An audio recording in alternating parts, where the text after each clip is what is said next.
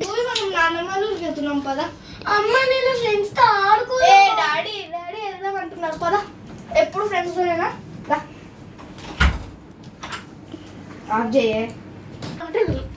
Start చేసుకుంటున్నాయండి బయటిది మా fashion తొక్కోల fashion నాలా కలిసినారుగా ఇది వేసుకోవాలి.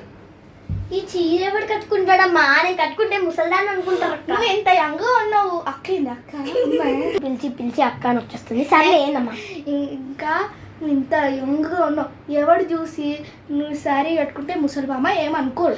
మొన్న నా తల మీద హాని పడింది, అందుకే లైట్ వైట్ కలర్ అయింది.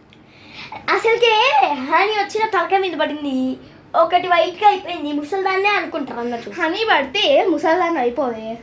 అయినా మదర్స్కి ఏంది గౌరవం పోయింది, అంతే పోయింది. అంతేలే అమ్మా, అంతే. ఎంత చెప్పినా మీరు అంటూనే ఉంటారు. మీకు ఒక పెద్ద దండం. రా పాలు తాగుదు. ఎప్పుడు చూసినా ఆడుకోవడమే పాలు తాగుతుందా? ఏంది మమ్మీ పాలు కూడా ఎప్పుడు పాలు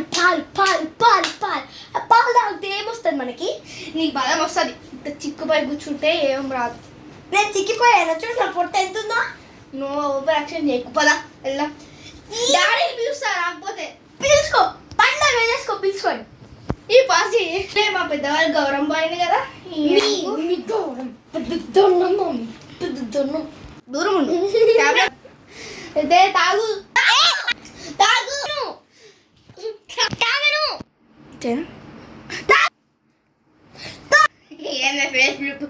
మన్నాను తాగను.